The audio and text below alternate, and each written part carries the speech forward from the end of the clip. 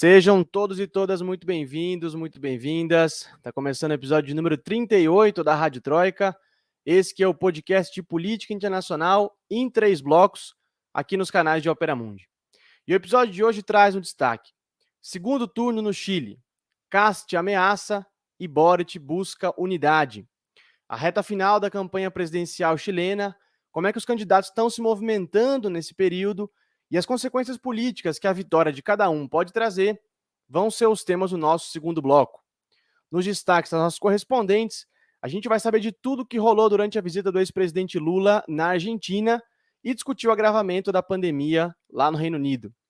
Claro, também teremos o nosso amado FEBEAMUNDO, Festival de Besteiras que assola o mundo, e nossas tão amadas dicas culturais lá no final do episódio.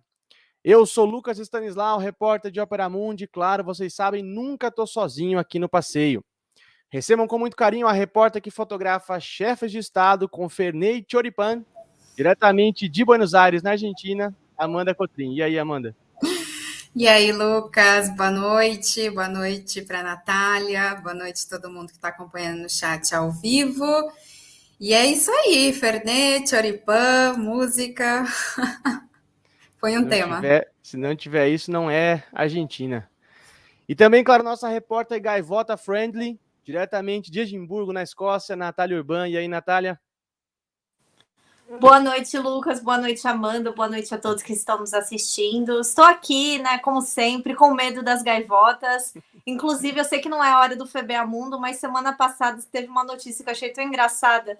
Uma mãe chamou a polícia porque um homem matou uma gaivota, esmagando a gaivota numa parede depois que a gaivota roubou batata frita do homem. Então, assim, a gente está aqui rebatendo a fúria das gaivotas com mais fúria ainda. Meu Deus, as gaivotas são um problema de Estado aí. Tomem cuidado. Então, com esse FEBEAMUNDO antecipado, eu digo, gente, atenção, atenção. O último episódio do ano da Rádio Troika tá no ar.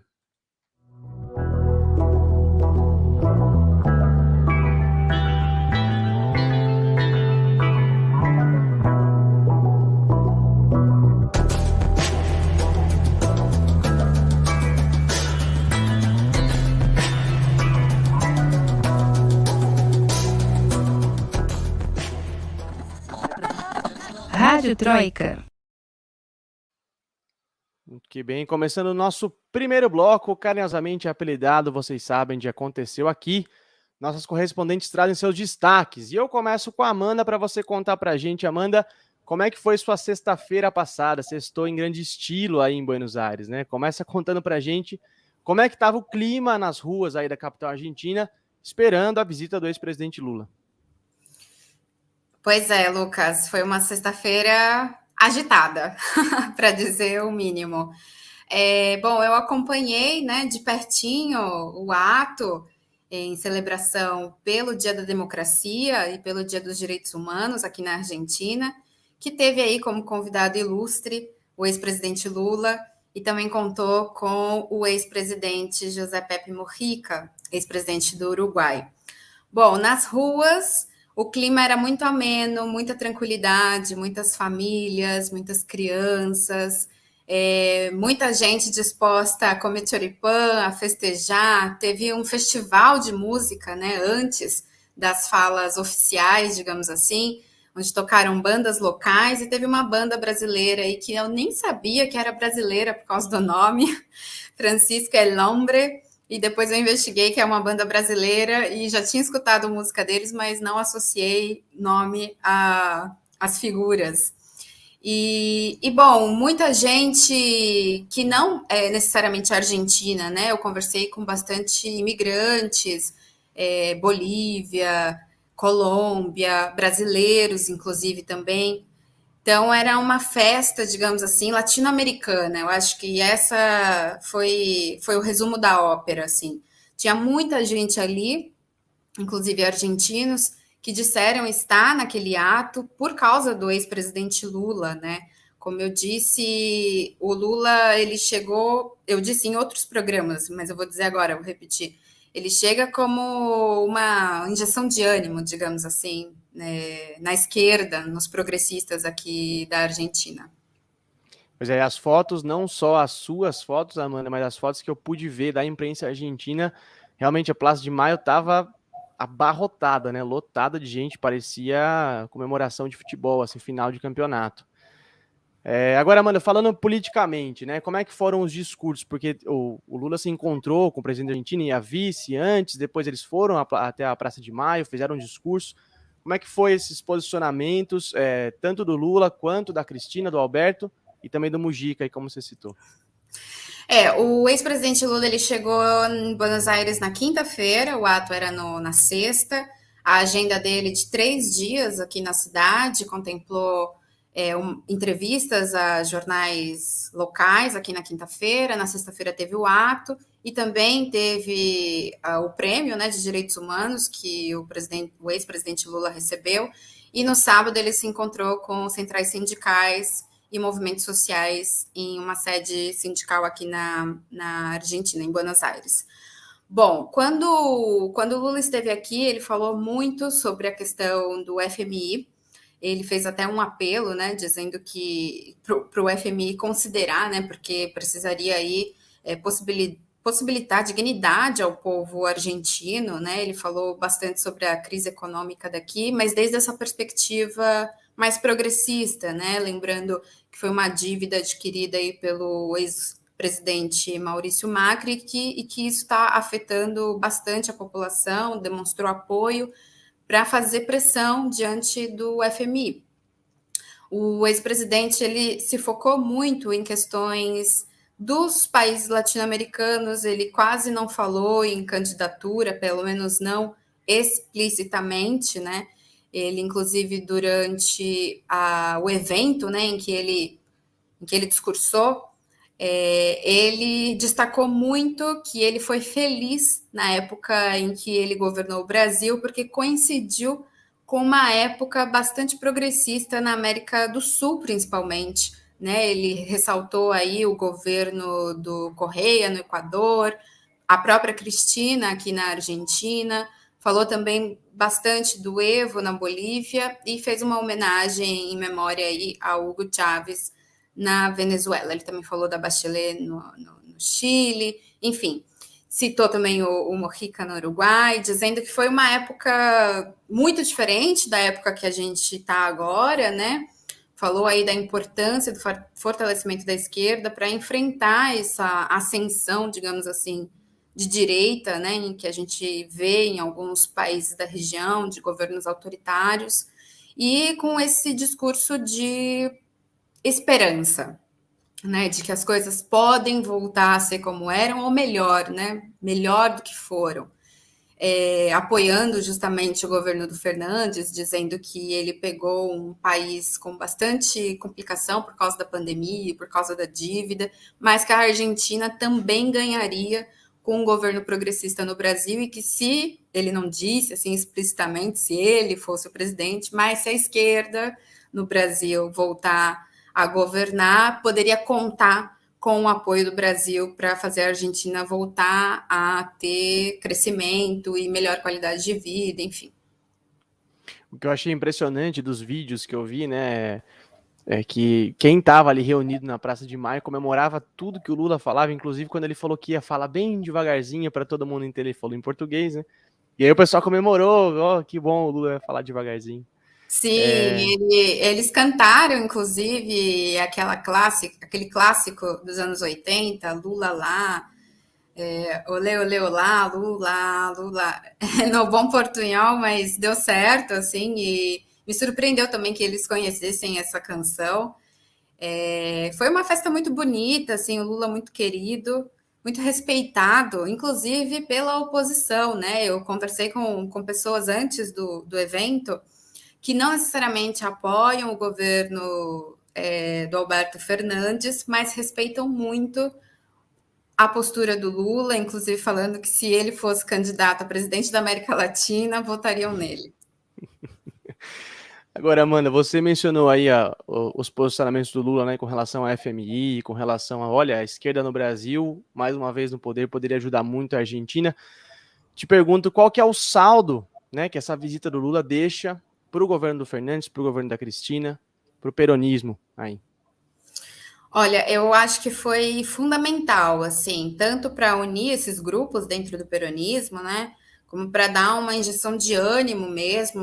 O governo do Fernandes, ele saiu bastante fortalecido depois desse evento, porque a repercussão realmente foi muito grande, tanto na imprensa local como na imprensa dos países da região, né. Inclusive a Cristina, durante o discurso no evento, né, ela chegou a brincar, porque as pessoas lá embaixo, né, cantavam vai voltar, vamos voltar, vamos voltar.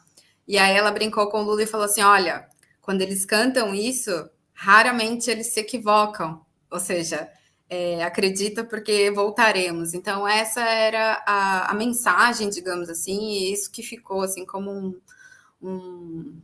uma turbinada, digamos assim, nessa próxima etapa do governo Fernandes, porque lembrando que o evento também celebrou aí os 2 anos do governo do Fernandes. Então, assim, foram várias razões para comemorar, né? Teve os 2 governos para celebrar, digamos, ou para ser simbólico, os 2 anos do governo Fernandes, o Dia dos Direitos Humanos e a retomada da democracia, porque é um dia que foi criado justamente depois da ditadura militar, né, para celebrar essa redemocratização, e a figura do ex-presidente Lula e do ex-presidente Mojica, que são muito queridos. Então, também foi uma estratégia incrível, pensando assim no marketing político, digamos assim, ter essas 2 figuras apoiando o Fernandes. E o Vamos a Volver, né? O Vamos Voltar marcou profundamente a campanha e a vitória do Fernandes, né? Foi algo que assim a gente escuta, a gente sempre lembra disso aí. E outros cânticos, também outras palavras de ordem xingando o Macri que não cabe a gente falar por aqui. Muito que bem, agora desse clima de festa e de celebração na Argentina e União Latino-Americana, a gente passa a falar de algo grave que está rolando lá no Reino Unido. A Natália tem informações para a gente, porque o Reino Unido registrou a primeira morte pela variante Ômicron, né, Natália? Isso em meio a uma alta nos casos e com o governo mantendo flexibilização de restrições. Como é que está esse agravamento da pandemia por aí, Natália? Então, Lucas, está bem complicado. A Omicron já corresponde a 20% dos casos, essa variante, né? A 20% dos casos da Inglaterra, especificamente. O Boris Johnson anunciou no domingo à noite, ele fez um pronunciamento especial anunciando que a vacinação para o booster estaria reaberta para todas as pessoas que já estão com a sua vacinação, com a sua segunda dose, né, há mais de 4 meses, não ia ter que mais esperar. E no primeiro dia já, ele falou que já tinha mais de 500 mil de pessoas marcados para se vacinar em todo o Reino Unido, que ele falou que foi um feito incrível em relação à vacinação, à campanha de vacinação.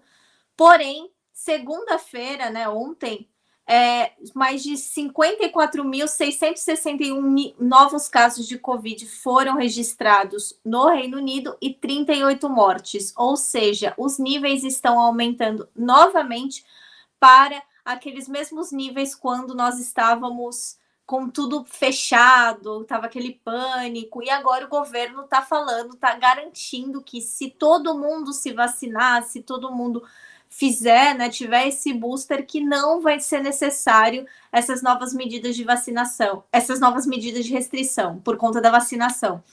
Agora, o que é muito interessante é que coisas que outros países do Reino Unido já estavam fazendo, como, por exemplo, aqui a Escócia, de aconselhar as pessoas a, por exemplo, quem puder, trabalho de casa, evitar se aglomerar, começar a restringir a capacidade dos locais fechados de receber pessoas, usar máscaras em transportes públicos. Agora só que a Inglaterra colocou isso como meta.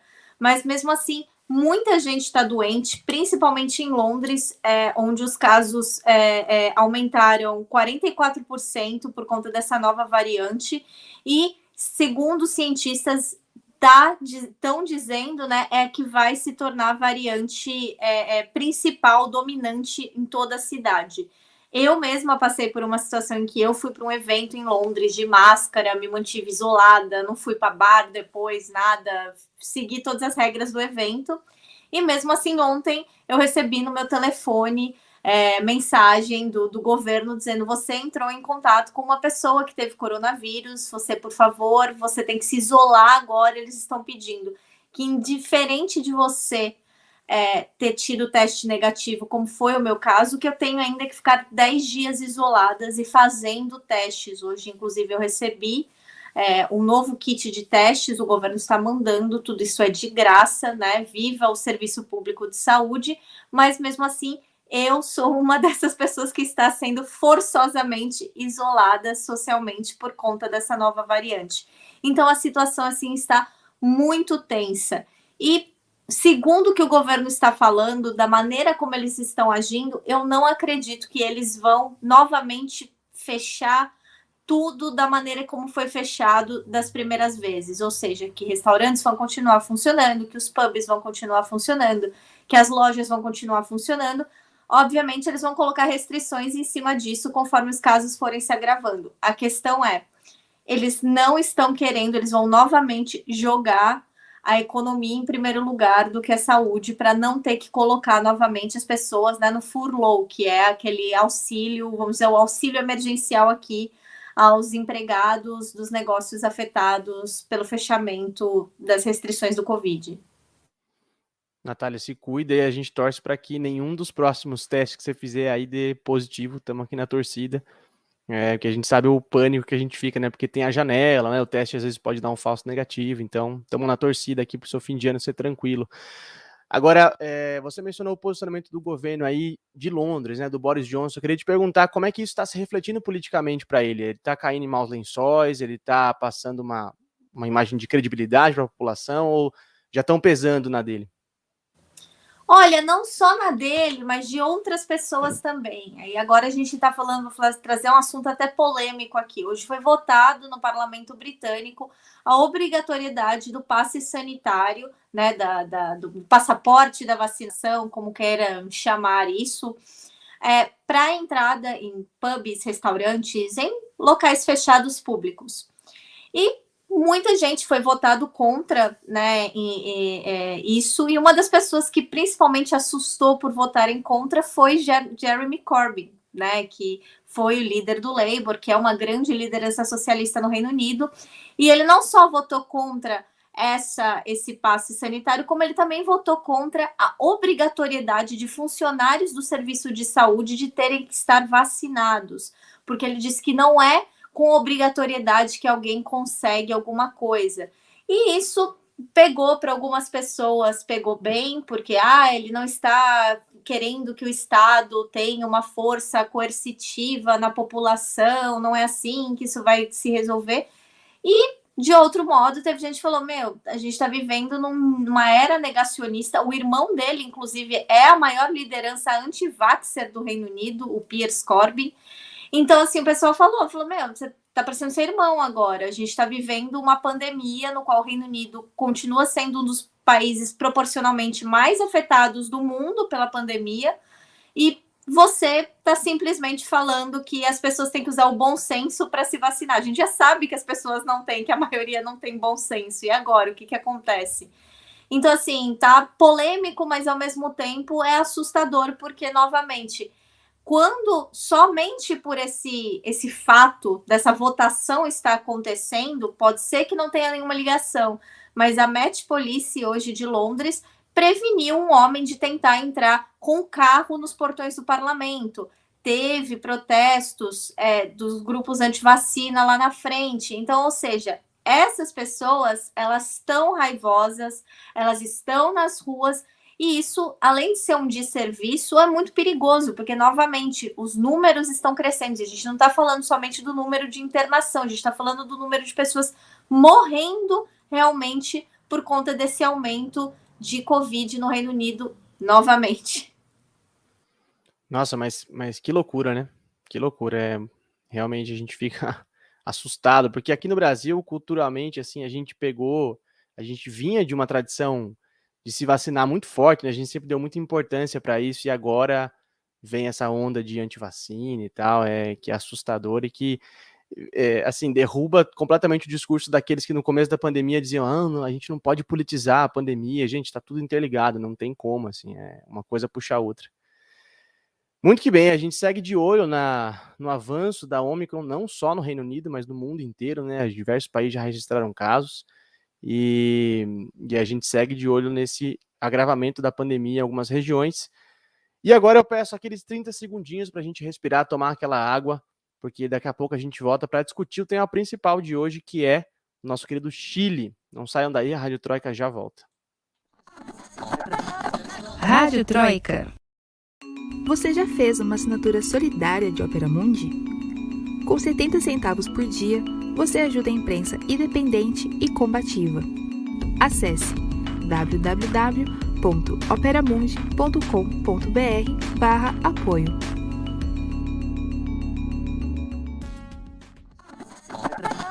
Rádio Troika. Muito bem, estamos de volta para o segundo bloco da Rádio Troika, esse que é o podcast de política internacional em 3 blocos, aqui nos canais de Opera Mundi. E a gente está de volta para falar desse período decisivo que o Chile está vivendo essa semana, que é a reta final da campanha presidencial do segundo turno, que vai acontecer no próximo domingo, dia 19 de dezembro. Os chilenos vão decidir quem vai ser o próximo presidente do país, numa disputa que coloca, de fato, frente a frente, 2 projetos muito diferentes para o país. De um lado, a gente tem o ultradireitista José Antônio Kast, uma figura aí conhecida pelos seus posicionamentos de extrema-direita, preconceituosos, muitas vezes violentos contra alguns grupos sociais, que chegam ao absurdo máximo de reivindicar o ex-ditador Augusto Pinochet como uma figura próxima e tal. E do outro lado, o esquerdista Gabriel Boric, que concorre pela chapa Prova Dignidade, representa um setor mais moderado da esquerda chilena, né, mas que busca agora, frente à ameaça de vitória da extrema-direita, uma unidade entre todos os setores progressistas e democratas do Chile. Os dois passaram para o segundo turno, depois de serem os mais votados no primeiro turno, que rolou no dia 21 de novembro. O Kast fez aproximadamente 28% dos votos e o Boric recebeu 26%. Algumas pesquisas para esse segundo turno indicam já uma vantagem do Boric sobre o rival, outras mostram ali os dois ombro a ombro, disputando voto a voto, e a gente pode até entrar nesses números no episódio de hoje. E o fato mais recente dessa reta final, que vale a pena a gente começar debatendo aqui nesse episódio, é o debate, né, entre os candidatos que rolou na noite dessa segunda-feira, que foi o último debate antes da votação do domingo, e que parece ter deixado ainda mais claro, ainda mais evidente, as enormes diferenças entre os projetos. Sem mais delongas aqui, eu quero pedir para você, Amanda Cotrim, conta pra gente, como é que foi esse enfrentamento, né, entre o Boric e o Kast na segunda-feira? A pergunta clássica do jornalismo, quem é que venceu o debate? Olha, Lucas, o debate ele foi cheio de interrupções, trocas de farpas, mas apesar disso ele teve até um tom mais ameno do que um debate que aconteceu antes desse, que é o último, né? Como você disse, eu acho que no debate ficou bastante claro como eles representam 2 projetos opostos, né?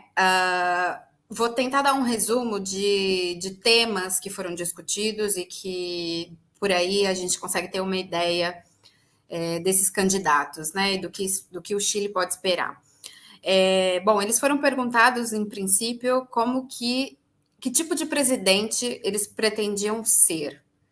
E apesar de ser uma pergunta um pouco clichê, ela também pode produzir respostas interessantes, né?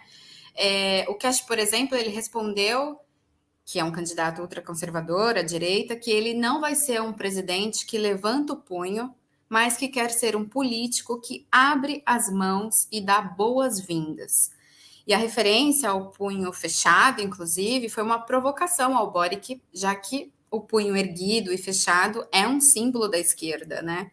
E também me chamou a atenção ele ter falado aí que ele vai abrir as mãos e dar boas-vindas, que também revela aí, na minha opinião, como ele pretende governar, né? Essa política neoliberal. Então, assim, praticamente dizendo que o Estado vai ser o mínimo, né? Não vai ter aí o Estado para regular. O Estado, ao contrário, vai abrir as mãos e vai dar as boas-vindas. Bom, já o candidato de esquerda, quando ele foi contestar, né, quando ele foi responder essa pergunta, ele disse que pretende ser um presidente de todos os chilenos, e ele ressaltou, inclusive, as suas próprias convicções, que são inabaláveis, fazendo aí uma referência aos valores sociais que para ele são fundamentais, e que se ele for presidente, ele vai fazer o possível para construir um país mais justo. Outro ponto que eu achei bem importante do debate foi a Previdência, que foi, inclusive, uma das razões dos protestos no Chile no final de 2019. O candidato de esquerda, ele defendeu uma reforma do sistema de pensões, enquanto o Cast disse que não confia que o tema seja gerido pelo setor público, porque isso não traria rentabilidade. Eu acho que isso também já mostra bem os posicionamentos políticos e econômicos de cada candidato, né? Entre os temas discutidos também teve um temaço do ponto de vista da repercussão, que foi a legalização do cultivo pessoal da maconha. O tema, ele tem o apoio do Boric e ele é rejeitado pelo Cast.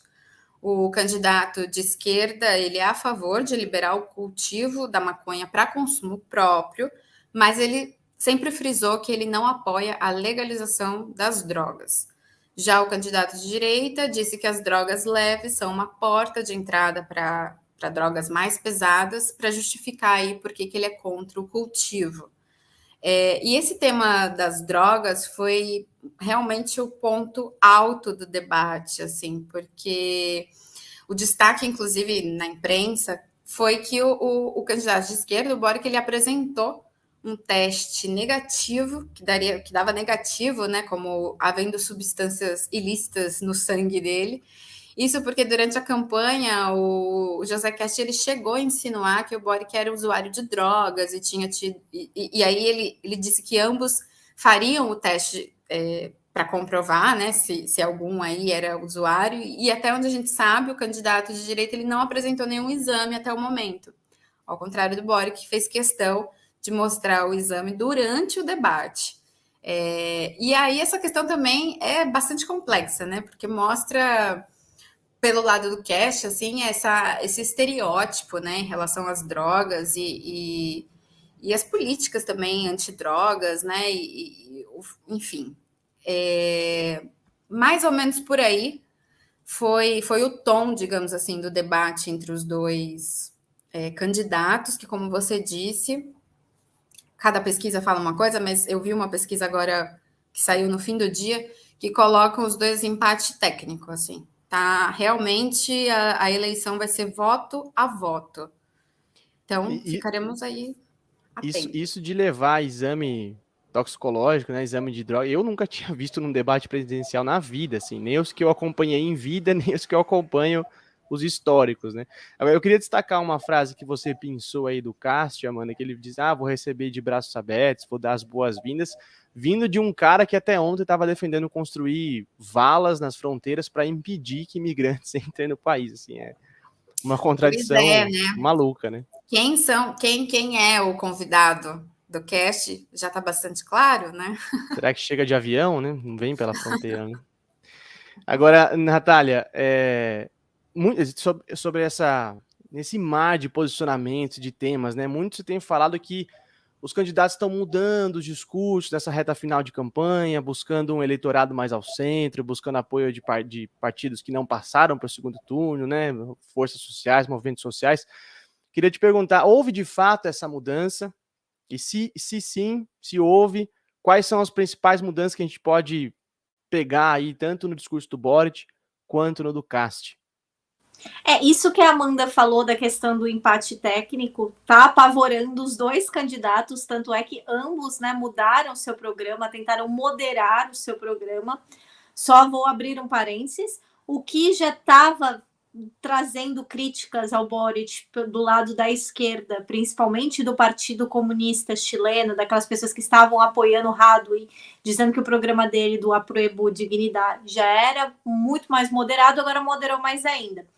Mas uma questão que eu achei muito interessante sobre a mudança no programa de governo do José Antônio Cast foi ele falando: em nosso primeiro programa nós ganhamos entusiasmo, mas o ajustamos mantendo um grande braço social.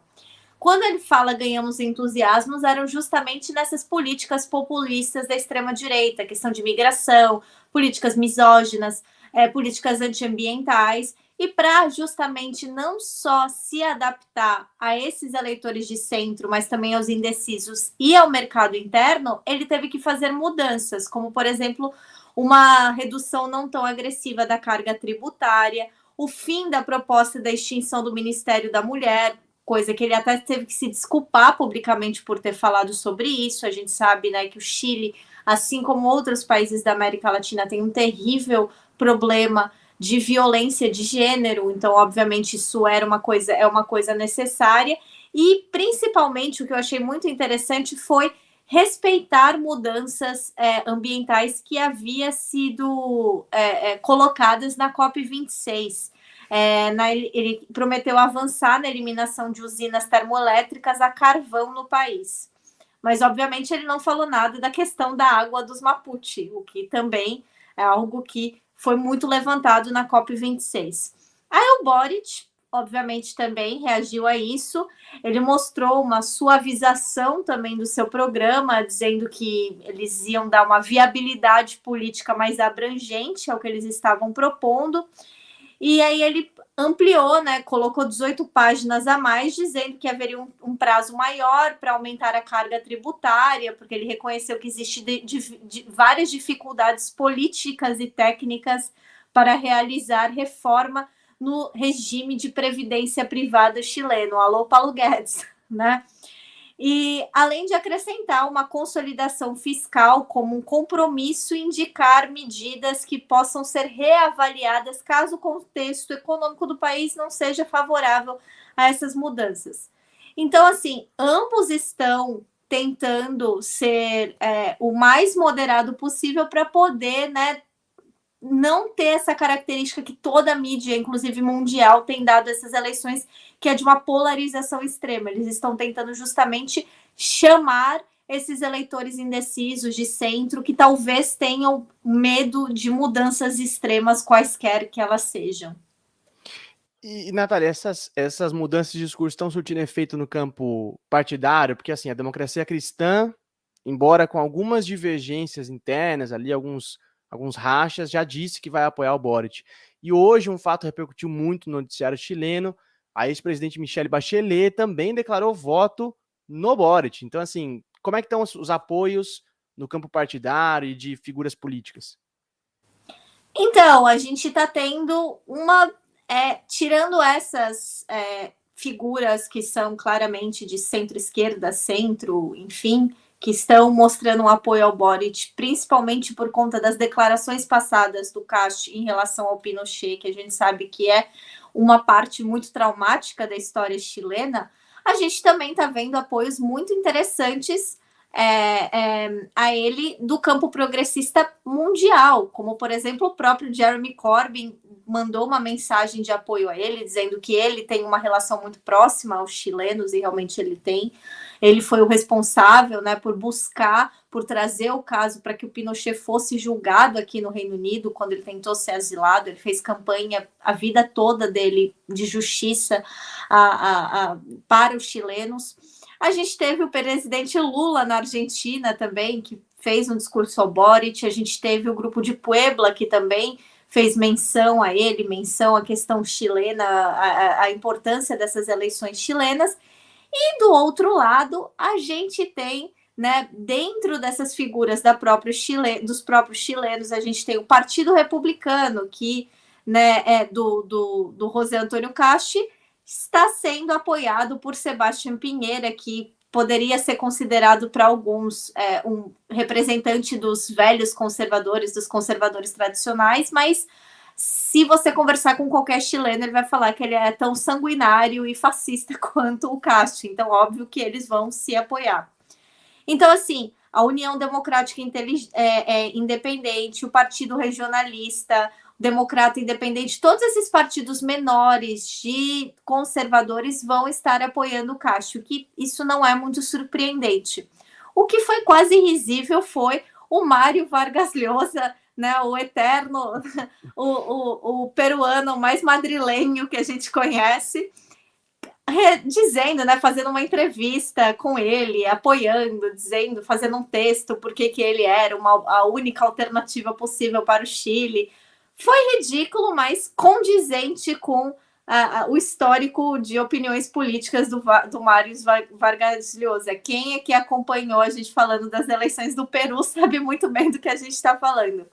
E claro que os golpistas internacionais, todos aqueles que trabalham contra a América Latina também estavam lá. Quem até apareceu lá foi o Leopoldo Lopes, né, que foi uma figura assim execrável do golpismo venezuelano, apareceu lá de perdido, declarando o apoio dele ao José Antônio Casti, assim como as figuras do Vox, do Fórum de Madrid também fizeram a mesma coisa. Então, quer dizer, pode não ser, enquanto os candidatos podem estar tentando moderar os seus programas de governo, os seus discursos, o apoio que eles estão recebendo está ficando mais polarizado ainda, porque agora a gente está falando de uma polarização internacional em relação às eleições chilenas.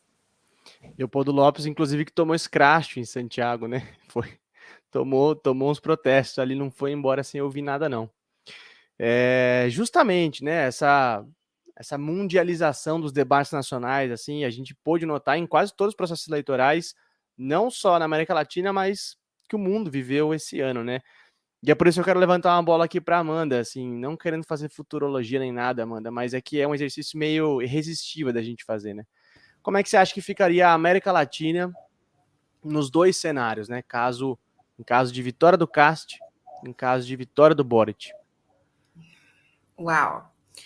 Olha, como a gente falou no programa, eles representam posicionamentos políticos e pautas muito, muito, muito diferentes.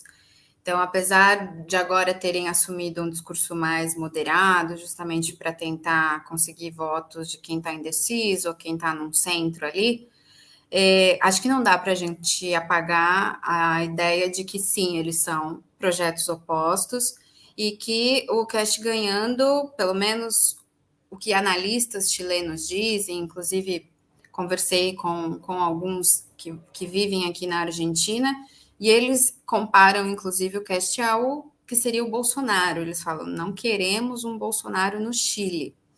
Então, a ideia de que é quase um fascismo, digamos assim, que vai se instaurando aí pelos países próximos aqui da América do Sul é grande. Em contrapartida, o Boric, que vocês chamam de Boric, o Boric, ele bom, se ele não é o ideal da esquerda, ele é o candidato possível, né? Então, acredito que talvez aí por aí ele não tenha tanta simpatia pelas origens dele, pelo modo de se comunicar, digamos assim, mais popular, mas é uma forma da gente tentar amenizar essa situação que a América do Sul vive, com muitos governos assim conservadores, de direita. Inclusive o Cast, assim, eu acho que ele é bem mais conservador que o atual presidente. Ele, inclusive, no debate foi perguntado, né, sobre a questão do casamento gay, que acabou de ser aprovado no Chile.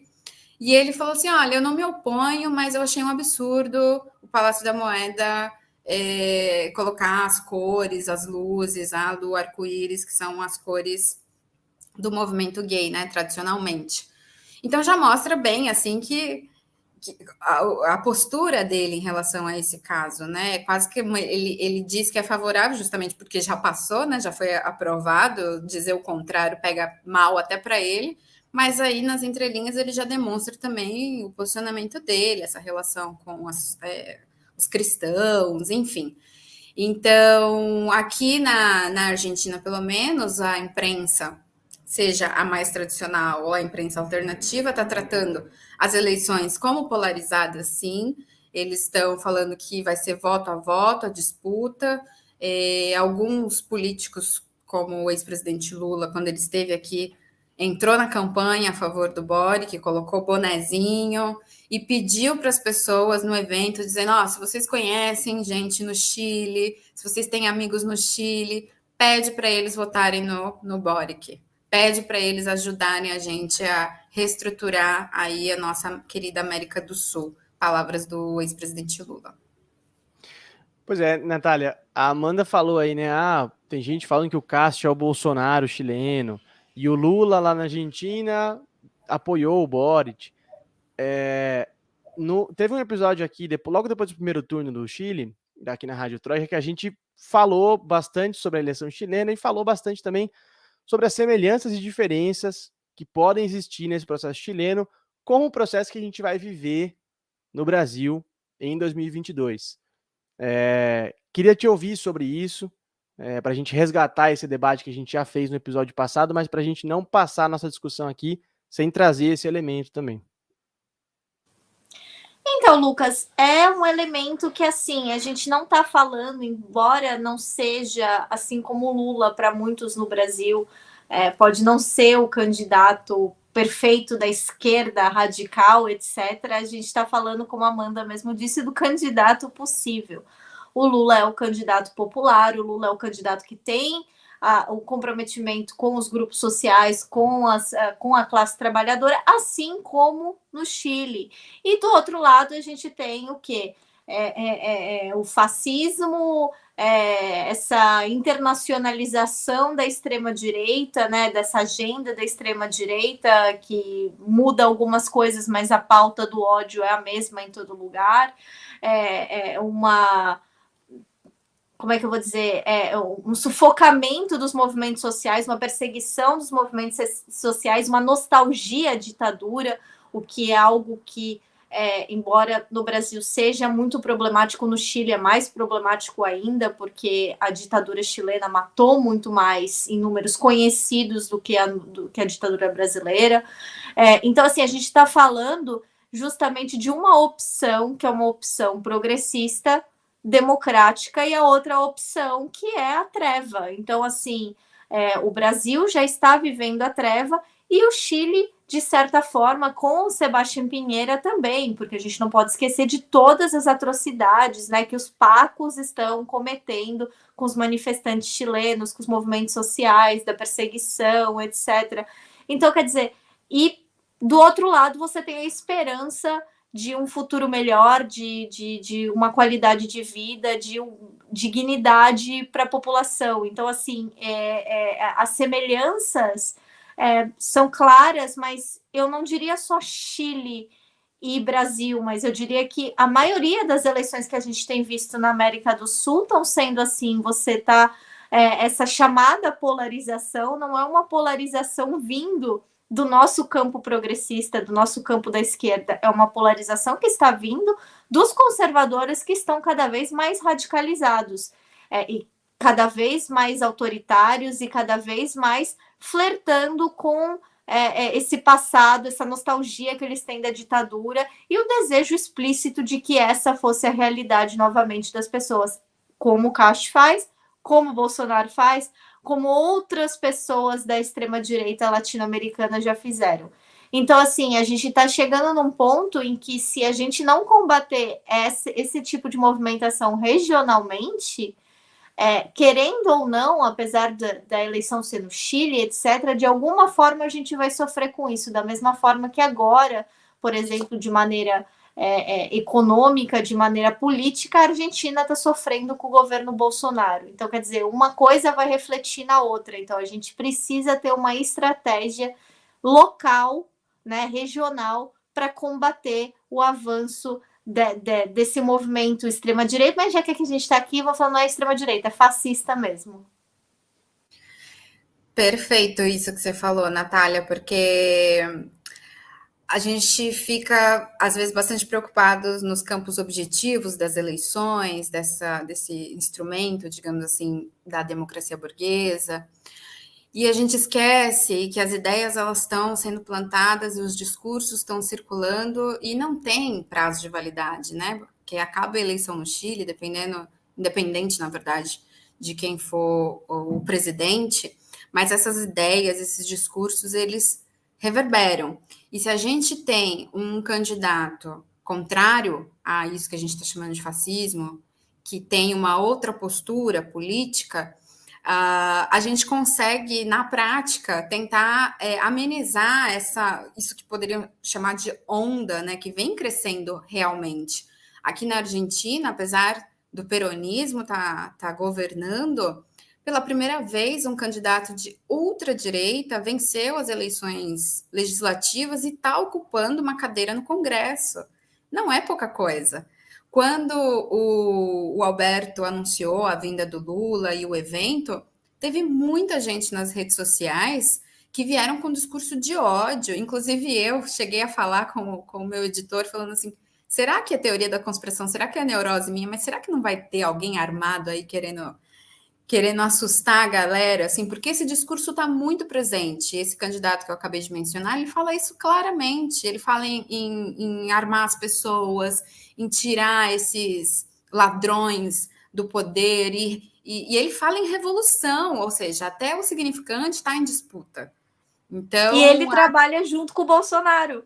Exatamente. Sempre estão juntos, sempre estão fazendo eventos. Quando o Lula foi para a Argentina, eles ficaram trocando piadinha em rede social. Inclusive, o Eduardo Bolsonaro fez uma piada extremamente misógina a respeito da Cristina Kirchner.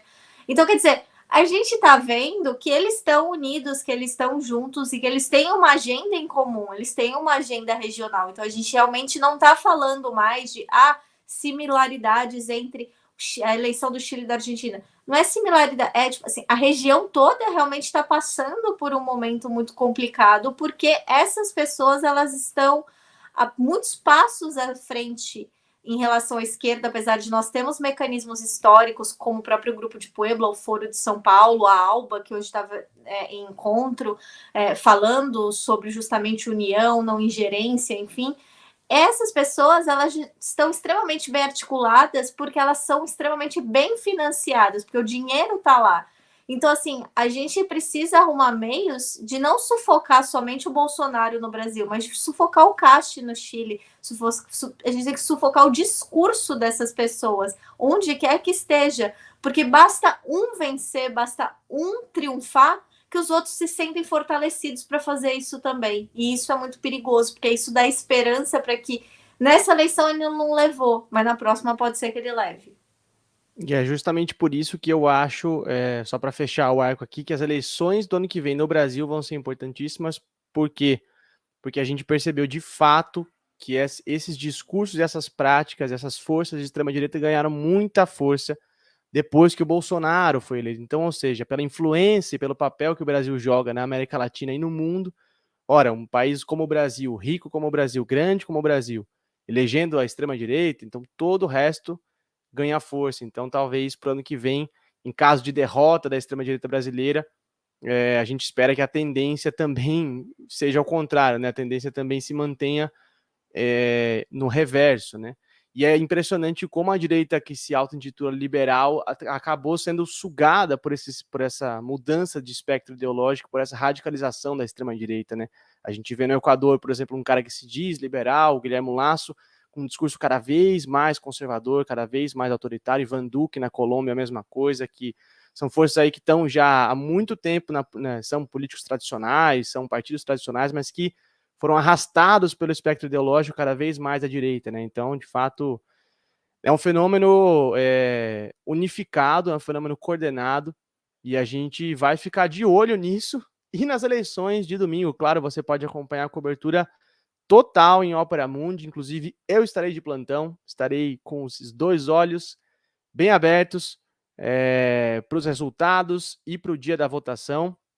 Então acompanhe a gente lá em operamundi.ol.com.br, que vai ser emocionante e garanto muito interessante e excitante a cobertura do segundo turno no Chile. Gente, 30 segundinhos, não saiam daí que a gente já volta para dar um pouco de risada nesse último episódio do ano da Rádio Troika.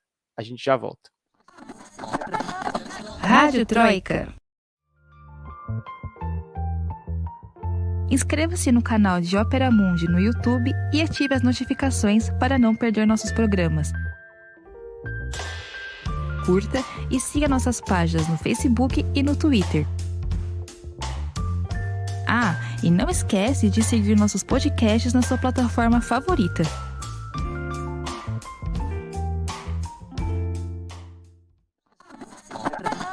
Rádio Troika.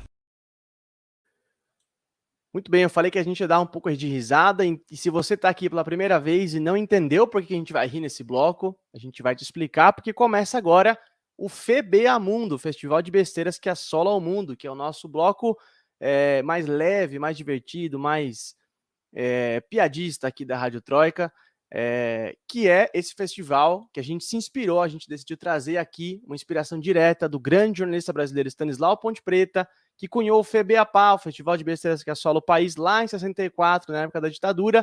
A gente fez um revival aqui desse festival do Stanislau Ponte Preta. A gente vai trazer para vocês aqui as 3 notícias mais absurdas que saíram na semana. A Amanda vai te contar uma, a Natália outra e eu outra. E quem decide quem merece o troféu, o selo FBA-Mundo, o último selo FBA-Mundo de 2021, é você que está vendo a gente aí ao vivo. Você vota pelo chat, enquanto a gente te conta o que de mais absurdo aconteceu essa semana.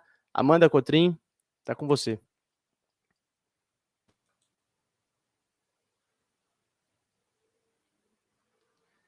Amanda, eu acho que eu não tô te escutando. Se vocês estiverem escutando a Amanda... Tá me ouvindo? Agora sim. Tá. Eu acabei de reparar que eu fiquei o programa inteiro com guarda-chuva aqui atrás. E ninguém me avisa. Tá chovendo em Buenos Aires hoje? É que aqui chove, assim, aleatoriamente. Aqui em São Paulo tá chovendo praticamente o dia inteiro hoje. Bom, vamos lá. A minha notícia bizarra da semana é a seguinte. Camelos são desclassificados de concurso de beleza na Arábia Saudita por usarem Botox. Pois depois lendo um pouco melhor a notícia, né? Os animais, eles são avaliados por juízes e esses juízes, eles medem o tamanho dos lábios, as bochechas, a cabeça do animal e os joelhos. E parece que é um festival muito conhecido na Arábia Saudita, um festival super popular, ele começou neste mês de dezembro, e os criadores dos mais belos camelos, eles competem pelo valor de nada mais, nada menos que 370 milhões de reais, o ganhador, né, no caso, quem levar para casa esse prêmio. E foram 40 camelos desclassificados desse concurso, justamente porque, segundo os juízes, eles estavam usando botox e intervenções artificiais que mudam a fisionomia do animal, não sendo justo, então, competir com outros bichos. Mas foram bastante, hein? 40 desclassificados. Não é maus tratos com os animais isso aí, gente? É terrível, terrível.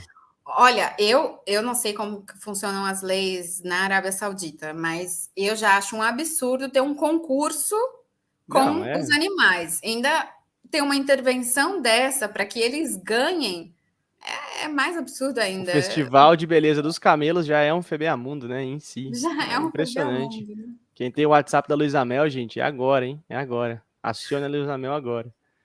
Não, bizarro, bizarro. Eu também Natália estou Urban. dizendo que o meu guarda-chuva também pode ser o FBA-Mundo.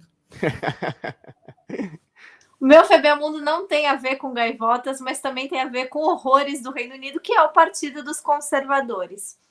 Recentemente, surgiram imagens de que, enquanto o povo britânico estava muito chateado, chorando, em depressão, porque o governo avisou uma semana antes que as pessoas não poderiam fazer festas de Natal por conta do aumento dos casos de Covid-19 no final de 2020, agora só estão surgindo imagens de que os conservadores deram uma festa.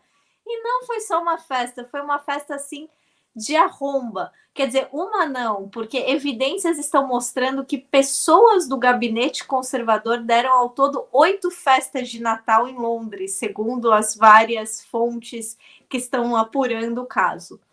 E 2 coisas são muito curiosas. Uma delas é: a polícia de Londres diz que não vai investigar esse caso porque diz que eles não investigam casos que aconteceram no passado.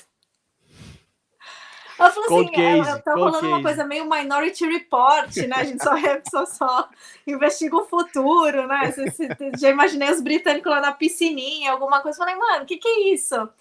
E a outra história foi que, assim, não é simplesmente, existe evidência, porque esses tabloides... Não, gente. Olha, uma das evidências principais foi... A Allegra Stranton, que era secretária de imprensa do governo, estava fazendo teste de câmera da sala onde eles fazem, né? Iam fazer uma coletiva de imprensa para falar justamente para as pessoas que era para elas ficarem em casa, para elas realmente respeitarem o lockdown, etc., no Natal. E ela estava testando as câmeras, fazendo piada, tipo, a gente se vê daqui a pouco na festa, daqui a pouco eu não vou saber nem meu nome, não sei o quê. Falando isso, e alguém filmou ela fazendo piada de que, apesar da conferência ser para justamente pedir para as pessoas ficarem em casa, que depois dessa conferência eles iam sair para uma festa. Então, obviamente, né, ela disse que ela se demitiu, porque aqui as pessoas não são demitidas, elas se demitem, né, por conta disso. Mas a mídia conservadora falou, ela tá fazendo isso, ela é uma heroína com tanta graça, estão usando ela de bode expiatório.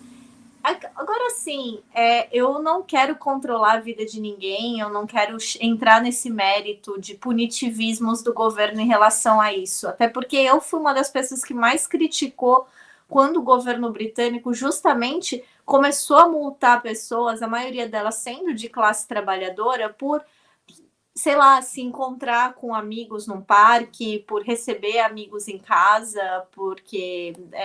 por várias razões. Então, assim, várias pessoas que não tinham condição foram punidas, foram multadas, sofreram sanções por conta das regras impostas. E o próprio governo simplesmente deu na cara de todo mundo, falando, a regra pra gente não se aplica, a gente vai fazer festa mesmo, e se reclamar, a gente vai fazer 8, que foi o que eles fizeram, né? Então, o meu FBA-Mundo é esse, a festa aqui, enquanto a festa do governo que estava dizendo que ninguém podia ter festa. Hipocrisia a gente se vê por aqui, né? Impressionante, cara, impressionante. Olha só, o âncora também tem FBA Mundo, meu FBA Mundo de hoje é nacional, porque assim, para marcar o último FBA Mundo de 2021, eu decidi trazer algo que aconteceu essa semana que facilmente, quem já leu o FBA-PA do Stanislau Ponte Preta vai entender o que eu tô falando, estaria no FBA-PA, estaria lá no livrinho do meu querido tio-avô Stanislau Ponte Preta. Em Rio Branco, capital do Acre, o prefeito Tião Bocalon tinha lá uma verbinha para ele fazer uns enfeites de Natal, né, do fim do ano e tal, e ele mandou construir uma casinha do Papai Noel na principal praça de Rio Branco, e pintou a casinha de azul. Aí todo mundo estranhou, porque olha, a casinha do Papai Noel geralmente é vermelha, né, porque o gorro é vermelho, a roupa dele é vermelha e tal. E aí, depois da repercussão negativa que a casinha azul do Papai Noel teve, ele mandou pintar de branco. As pessoas mais, prefeito, branco, assim, não tem neve aqui no Acre, né? A casinha do Papai Noel é vermelha. E depois aí ele pintou de vermelho. Só que os apoiadores do prefeito aí começaram a reclamar, porque vermelho é cor de comunista. E detalhe, Tião Bocalon é bolsonarista do partido do PP. Então, assim, ouvindo as críticas dos seus correligionários, dos seus apoiadores, ele mandou pintar a casinha de azul de novo. A casinha já foi pintada 4 vezes, e agora, nesse momento, ela tá azul até às 19h58 dessa terça-feira. A última vez que eu chequei, ela tava azul. Se alguém vive aí em Rio Branco, no Acre, e puder atualizar pra gente a cor da casinha do Papai Noel, a gente agradece, porque de fato, olha... o discurso bolsonarista e o anticomunismo passa até pela casinha do Papai Noel de Rio Branco, no Acre. Isso foi demais para minha cabeça. Não, e que pessoa mais influenciável, não? Gente! Eu só queria dizer que eles claramente não são fãs do Garotos Podres, então eles já não sabiam, né, das opiniões, da vertente política, ideológica do Papai Noel. Se ouvissem, saberiam. Eles não conhecem o velho Batuta que rejeita os miseráveis, né? É um clássico, já fica a dica cultural aqui inserida no meio do programa. Muito que bem, gente. Então, quem decide quem merece o troféu, o último troféu FBA Mundo do ano, é você que está assistindo aí ao vivo, você vota pelo chat. Concurso de beleza com camelos, com botox, festinhas clandestinas do governo britânico, ou a casinha do Papai Noel, que não era para ser comunista, depois foi, mas nunca foi, enfim.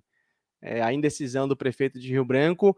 Enquanto vocês votam, eu me despeço da Amanda Cotrim, e aqui vou fazer uma despedida especial, porque, Amanda, última vez que a gente vai estar aqui compartilhando essa hora em 2021, então te agradeço demais, não só por hoje, mas pelo ano todo. Certeza que sua participação foi incrível e ajudou a enriquecer ainda mais esse programa.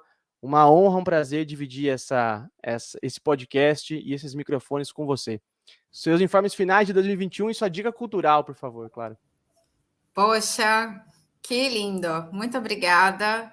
Fico muito feliz com essa parceria. Me lembro da primeira vez que você entrou em contato, fazendo o convite, e eu super insegura, falando, meu Deus, como assim? Bom, enfim, estou muito feliz com esse projeto, espero continuar ano que vem, vida longa, Rádio Troika.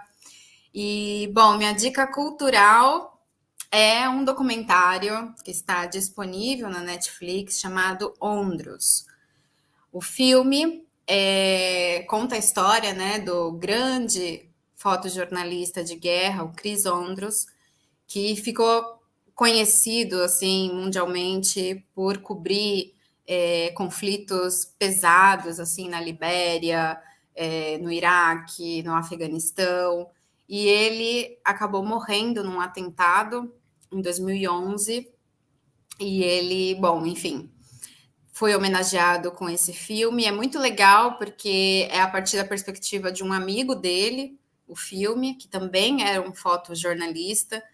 Discute-se um pouco os limites, né? Não éticos um pouco também, mas o limite do próprio profissional, né? Que está sempre achando que pode ir mais, e que, de alguma forma, o medo pode limitar o trabalho e pode ser bom ter medo, né? E ele já estava numa época assim que parece que ele já não tinha tanto medo assim das coisas. A fala da mãe dele também é muito poderosa, é uma lucidez, uma clareza que ela tem, assim, dizendo que ela fica brava quando ela pensa que ele morreu, mas ele escolheu aquela profissão, ele amava muito, e ela não tem como culpá-lo pela morte, né, trágica que ele teve. Então fica a dica, quem gosta de jornalismo, fotojornalismo, guerra, Ondros está na Netflix. Nossa, preciso assistir, fiquei impressionado com a sua versão aí, precisa assistir. Ondros com H, tá, gente? Para quem tá só ouvindo, a gente não tá lendo aqui na tela. Ondros com H. Muito que bem, Natália Urban, te agradeço demais, como eu disse para Amanda, não só por hoje, mas por todo esse ano de 2021 que você teve aqui com a gente. Foi um prazer, uma honra compartilhar aqui a Rádio Troika com você. Um beijo para as gaivotas, claro, como sempre, a gente nunca vai esquecer disso. Seus informes finais para 2021 e sua dica cultural, por favor. Muito obrigada, Lucas, Amanda, para Camila, que não está aqui com a gente, que sempre foi minha companheira aqui na Rádio Troika. Queria dizer que foi um projeto muito legal, espero poder continuar, esperamos, né? 2022 estar aqui novamente. Eu estarei mais velha, porque apesar do meu nome ser Natália, eu realmente nasci no Natal, não é só uma coincidência. Então, eu ainda tenho Natal, aniversário e Ano Novo para comemorar. Então, estarei mais velha, espero que mais sábia também, para trazer mais conteúdo aqui para todo mundo. A minha dica cultural também é uma série do Netflix, aproveitar que é todo mundo, fim de ano, vocês têm tempo para assistir, espero, né, que vocês não sejam jornalistas que nem nós, que nunca tem férias, mas a série chamada Rebellion, que é uma série que justamente mostra aquele momento de transição da Irlanda, né, como parte do Império Britânico, para uma república, e mostra principalmente do ponto de vista das mulheres da Cumann and Bunn. Desculpa se meu gaélico não está muito bom, mas é justamente uma paramilícia de mulheres que foi fundada em 1914 e que tinham ideais anti-imperialistas e republicanos e estavam na luta de frente pela independência da Irlanda. Então essa série trata justamente desse momento de transição da luta anti-imperialista, de como as guerrilhas estavam se formando lá na Irlanda, de como se formou e como foi esse momento. Então, assim, é uma série muito interessante para quem quer saber um pouco mais, né, dessa história republicana da Irlanda. Então, deixo aqui minha dica e o meu abraço de boas festas para todos que estão nos assistindo e ouvindo. Sensacional, também preciso assistir. Agora eu vou ter que arrumar tempo para ver todas as dicas que vocês deram esse ano todo, gente, porque só tem dica fera aqui nessa primeira temporada da Rádio Troika, né? Primeira temporada de 2021. E como eu sempre digo, claro, o Âncora também tem dica cultural, por que não? Eu vou recomendar um filme, um documentário. Eu tenho a impressão de que eu já recomendei esse filme antes, quando a gente falou de Chile, algum dia aí, mas se não, eu vou recomendar de novo, porque como é um filme em 3 partes, então acho que eu posso recomendar aqui umas 3 vezes, que é A Batalha do Chile, do Patricio Guzmán, que é, de fato, assim, pra gente que gosta de documentário, pra gente que é jornalista, pra gente que gosta de foto, de vídeo, é uma das melhores coisas já feita pela humanidade, assim, no audiovisual. A Batalha do Chile tá em 1975, porque o primeiro filme é de 75, é uma trilogia que conta o governo do Salvador Allende no Chile, o golpe que o Allende sofreu no Chile, e o último filme é sobre, de fato, a experiência socialista que o Allende começou, que as forças sociais que estavam juntas ali com o Allende começaram a desenvolver no Chile. Para quem não se lembra, Allende foi eleito em 1970 e derrubado pelo golpe militar do exército aliado com a CIA em 73, que instaurou a ditadura chilena, tendo à frente o Augusto Pinochet, dando início aí a um período de terror no nosso querido país vizinho Chile. E o filme do Guzmán é maravilhoso, sensacional, uma trilogia que, assim, você assiste sem querer parar um minuto. Você pode achar aí no mundo. Não é difícil. A Batalha do Chile do Patricio Guzmán talvez seja um dos melhores filmes do universo. Muito que bem, hoje não temos o nosso órgão eleitoral clássico, porém, a Amanda caiu. Não, no último episódio do ano. Será que ela ganhou? Estava empatado, é isso? Puxa vida. Eu acho que ela ganhou. Amanda, volte para você receber o troféu FEBEAMUNDO, o prêmio FEBEAMUNDO. Poxa vida. A Amanda caiu, gente. Então, sinta-se coroada, Amanda Cotrim. Sinta-se premiada com o último FEBEAMUNDO do ano. Infelizmente, ela não vai estar aqui na telinha para recebê-lo, mas tenho certeza que vai esquentar o coração dela da mesma forma. Muito que bem, gente. A Amanda parece que está voltando aqui, ó, só para receber o prêmio. Vamos lá, Amanda. Ô, Amanda, o dia que você vai ganhar o prêmio, você cai, Amanda. Não, Stanislau Ponte Preta vai a Buenos Aires te dar um grande abraço. Parabéns, Amanda Cotrim, o último FEBEAMUNDO do ano. Bom, obrigada. Desculpa aí, deu um probleminha aqui, acho que eu cliquei no lugar errado. Tá seguro, Lucas? Porque eu vi bastante voto para você também, viu? É seu. Valeu, povo. Não fui eu que derrubei, tá? Tentando roubar as eleições aqui, não fui eu. Muito que bem, gente. Olha só, a programação do canal aqui do Ópera no YouTube e nas plataformas continua normalmente até sexta-feira.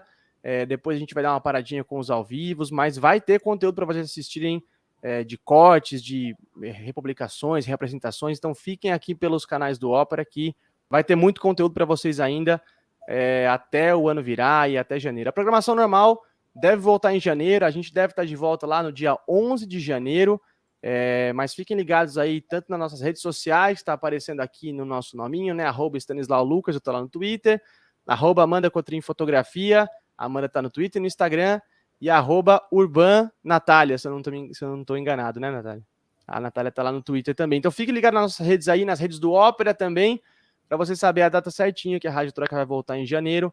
E, bom, eu quero agradecer demais a audiência de vocês, não só hoje, que foi maravilhosa, como sempre, mas o ano inteiro. Quero dizer que foi uma experiência muito, muito, muito rica estar aqui com vocês nessa hora de terça-feira. Esse e outros episódios da Rádio Troika você pode ouvir na sua plataforma de podcast preferida, e a gente com certeza vai estar de volta com os nossos microfones ligados, nossas canetas em punho, para acompanhar todas as movimentações desse mundão que a gente tanto reclama, mas que a gente tanto ama também, né? É isso, gente. Muitíssimo obrigado pelo ano, por essa primeira temporada de Rádio Troika. Um grande abraço a todos. Boas festas, Feliz Natal, Feliz Ano Novo e a gente se vê no ano que vem. Tchau. O podcast Rádio Troika tem idealização e apresentação de Lucas Stanislau. A locução é de Fernanda Forgerini. Supervisão de Haroldo Cerávulo Cereza e Rafael Targino.